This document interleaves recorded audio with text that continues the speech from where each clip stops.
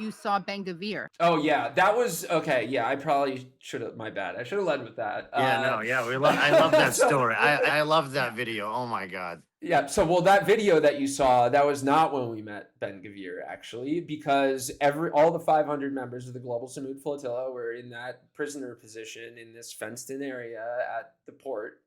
And right before Ben-Gvir came on, David Adler and I, the other Jewish male member, we were approached by IDF guards, and they said, "Are you're Jewish, right?" And we're like, "Yeah." And they picked David and I up, moved us to the back corner. They made us stare at the Israeli flag for an hour, while asking us questions like, "Do you speak Hebrew?" And we're like, "No." And they're like, "Oh, you're a fake Jew." And we were next to Greta, who's like holding another Israeli flag. It was like this weird ritual thing that they were doing to us that I guess was supposed to change our minds, but definitely did not. There was nothing about staring at the Israeli flag that co-opted the Star of David that I've watched massacre, tens of thousands of children. All I was thinking was like, how stupid are they? But anyway, right before Ben-Gvir came in, they dragged David and I out of that area where that viral video is of him yelling at all the flotilla members. They took us out. We were sitting outside back to back.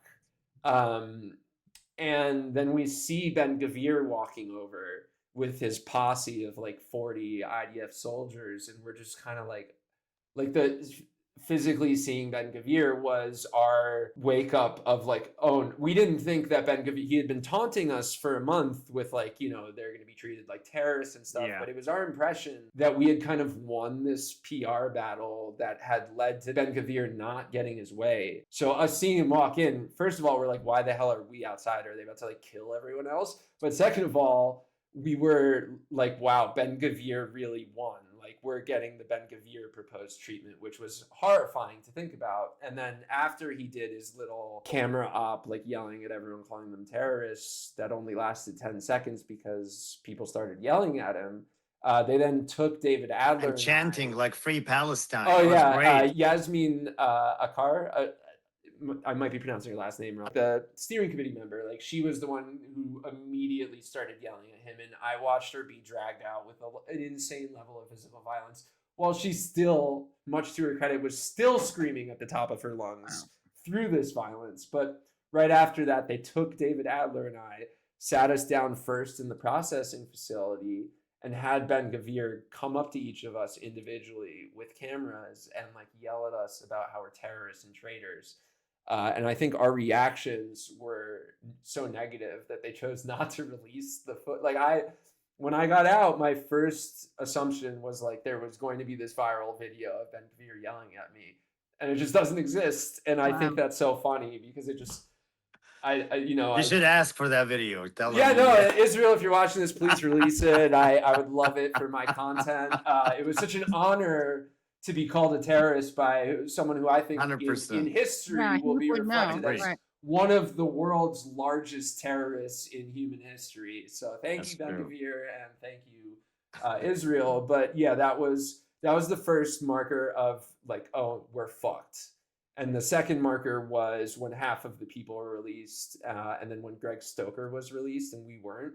So like so we knew there were Americans being released. And that was the point where David and I, like, I was already being medically, psychologically, and individually, physically as well, tortured by these goblins. That was the point where I was like 100% sure I was never leaving. Right. So while we talk about, it's very true that we only got, even with that part, only a fraction of what these Palestinian I just can't call them prison, the hostages that are kept in these facilities that don't even, like, prison isn't a good word for it. It is true. I did start to think the final 2 days that I was there, I thought I was in for months or years, and I was very confident about that. And so was David. We were communicating, yelling through cells, and I'm like, man, we're never getting out of here. And that's when they broke me, because they were saying, telling me. Yeah, that is one of the the scariest thing in that entire experience is that you don't know what's going to happen to you and then most probably you're either going to be staying there forever or they're going to kill you.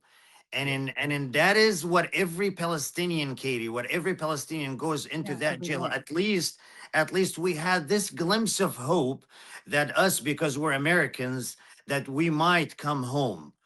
Okay, but every Palestinian doesn't have that hope, so there's no hope for them. And it's just such a scary, scary, scary feeling. I mean, you have no idea.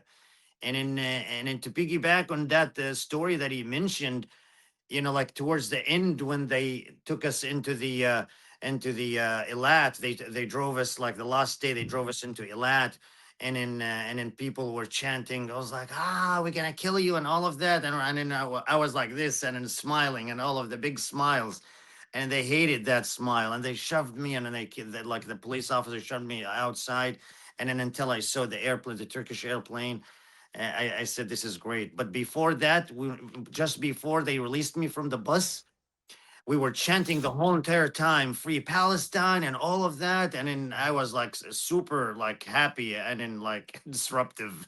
And then to the point they took a picture of me with their cell phone and they got everybody out and they kept me. And then they showed me a picture and they said, that's you, right? And I said, yeah, that looks like me. And then they closed the door and they said, you're not getting out of here. The minute they showed me that picture, I told my comrades, do not leave without me. And then they closed the door. They kept punching me and all of that, and then they shoving me in the bus and then cussing me in Arabic and then cussing my God and all of that. It's just such a, like the most ruthless, crazy psychopaths you'll ever see. Like really crazy. And I thought that and then they told us, if you're disruptive, you're going back and you're not going. And then they said, trust me. And then that's his words. The major officer was like, and that is like, trust me, you're not going there. And then they're so serious. Like they have no remorse, no like any kind of like emotions in them, especially the Arab Druze, which is like a sect over there in Palestine. They have this inferior personality that they want to show. Superiority complex. Exactly, they want to show that the Israelis, that we're like you. We actually we're one of you guys, and then we're gonna prove it to you. We're gonna torture these Palestinians to the max. And then that's exactly what they're doing to every single Palestinian over there. And then I saw a lot of them in these prisons, a lot of them. The person who interrogated me was also from the Druze, and he was talking to me and all that. I'm like, why are you asking me questions about why am I here and all of that? I said, do you think Netanyahu it cares about you? I started like, explaining to them. Part of me being a humanitarian, person, and also caring, like I say, maybe like there's some hope, maybe I can change someone's mind.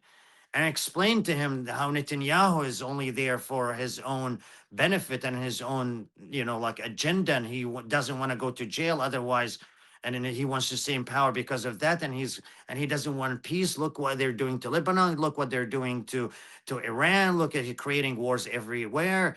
But they still indoctrinated with this October 7th propaganda and every single propaganda that they have, to the point they're just like their brain is just shut down. I want to show this Ben-Gvir video that you guys referred to. Okay.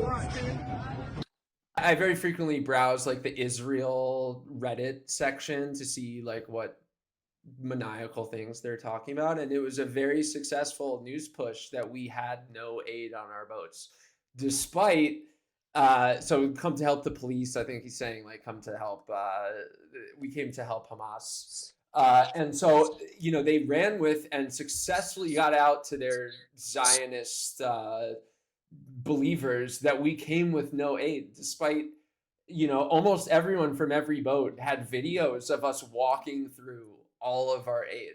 Like it's like a factual thing that is documented on hours of video that we have aid, and they clear. So I don't know what boat this is, but they've clearly cleared out some section to make it completely empty and say, look everyone, there's no aid. See, they were lying all the time, and it really is the Hamas boat.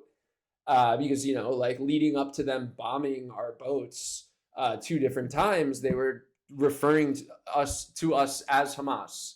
Like they stopped calling us the selfie yacht, and we're fully just saying that we were Hamas. So that was him trying to show, and successfully, scarily, going back to how I spoke about how gullible and stupid Zionists really are. It's like they successfully made this big Hasbro push that there was no aid on our boats, that we were a proxy of Hamas. And so now, like, I look through my messages, and everyone went from I hope your selfie yacht cruise to Israel, how they describe it, is going well, to I'm so glad you were tortured, you deserved it, like what else did you think? And it was like, okay, like, can you at least reflect, like, pick a narrative? We were either the dumb influencers on a yacht, which is hilarious because the conditions on the boat were not good, nothing like their internment camp, but, you know, we were not living it up. You know, by the end we were sharing one bathroom on limited water and limited food, and, you know, for every bed there were 5 different people who needed to sleep on it. Like, you know, so that was ridiculous. The Hamas stuff was ridiculous, and now we come out to this ridiculous concoction of Zionist slop that we're both attention-seeking activists who were on some sort of fun yacht experience, but then also that we are members of Hamas who were asking to be tortured by their Nazi ghoul, you know, people who murder Palestinians. So, you know, if I had one recommendation to the Zionists harassing me about my experience on the boat, is pick a lane. Yeah, exactly. You can either call me a self-righteous activist who wanted to be on the selfie yacht with Greta, or call me a terrorist who deserved to be tortured. But it can't be both. And a lot of people, by the tens of thousands, you can't change your mind later.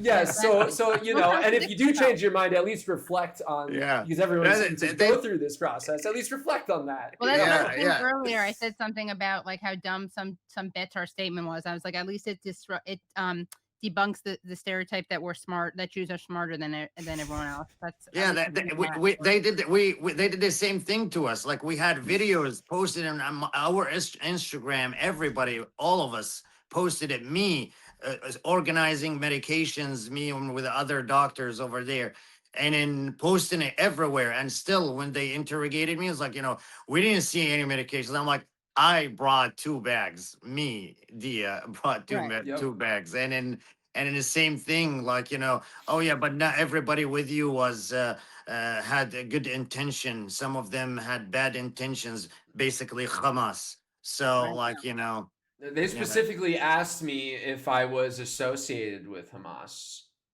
Yeah. And I was just like, no. Like, and you know, to your point, like, you know, we were very forthcoming about the fact that the aid on our ships is not enough to feed all of Gaza or half of Gaza, and not symbolic. It's like it was the whole, and so they could have, if they again had any brains, they could have, you know, tried to go with the real thing of, look, there's not that much. Like, I know the Conscience had roughly like $100,000 worth of aid.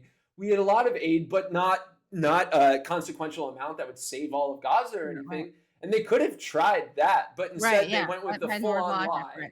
They went with the full-on lie. And, you know, the reality of it was we didn't have an insane amount of aid, but we were trying, you know, if we got through, and this is still like why I'm so happy that we did this all, was because if we got through, it would have established a precedent for large cargo ships to bring that the consequential amount of aid that could feed a large percentage of Gaza. So it's like, you know, they're so dumb for that. And you know, I just, every point of thinking about the way they've handled this, it's just all I can think of is that they're idiots. Cutting off the aid, not letting us through. It just points to how cruel they are.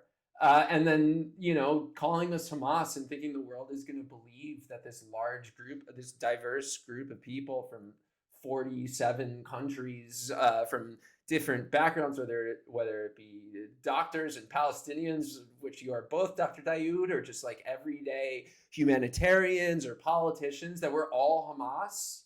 It's so crazy. It's an insult to anyone's intelligence, and it's an insult to the whole world. Like, how can you? No, keep going. Sorry, I was gonna say it's good PR for Hamas. It's like they always say that they'll kill Jews. They want to throw Jews off of rooftops. Like, no, actually, they'll welcome them into the ranks. Yeah. So there you go. I was foolishly thinking of like, from my like communications and PR and social media brain, like in the time on the flotilla, I was thinking of like different ways I could imagine Israel like smartly dealing with us. So one of them is, like I mentioned, that they could have put us up in some sort of like visibly nice hotel type situation. Another one was like, maybe they will let us through and then kill us and frame it as set it up as being like Hamas, like Hamas, look, the Hamas, because I got so many messages while I thought of that. I hope you get through and see Hamas, Hamas will kill you because you're a Jew. Right. First of all, that's bullshit. But second of all, that is something that they've very successfully pushed on the world, is that Hamas is like this frothing at the mouth to kill Jew terrorist organization. So I was very my one concern of treatment towards us that kind of changed as they were transparently bombing us in Tunisia. That was my boat that they bombed, and then the night out on the Mediterranean off of Greece, where they bombed 10 boats 14 times before they put it outwardly that they wanted to violently intercept us at the very least and possibly kill us. Before that, I was concerned they were going to set up some sort of thing where we were blown up off the shore of Gaza after they very kindly let us in, and then be able to paint it as like, with their total control over Gaza, be able to make it look like Hamas killed us, and then use Jewish people like me and David Adler, or use Palestinian doctors like Dr. Daoud and say, look, this is the real evil of Hamas. So that was my biggest concern, but it turns out they're way too stupid to think of anything, It's my fault for overestimating the intelligence of the people, part of a military force that I have always been told was used like this extreme level of intelligence, from movies to all of the Hasbro around the world. I just always thought like the Mossad was some sort of like high level intelligence organization. They're all morons. And the fact that we have been able to have this conversation for an hour and a half is a testament to how stupid they are, and why, even though I really wish I wasn't tortured for a week, I'm really grateful that I was. Well, and also they're so coddled, and they're so they have such delusions of grandeur, because they would be nothing without the support of the West, right? So they think that they're these geniuses and they're badass and they're macho and they're scary. It's like, only because the entire West supports you, So that's and they're working against civilians. They're working against, like, you're showing your power on like a group of doctors and journalists, and then kids.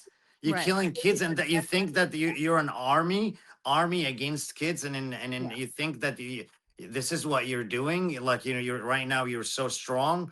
It's just ridiculous.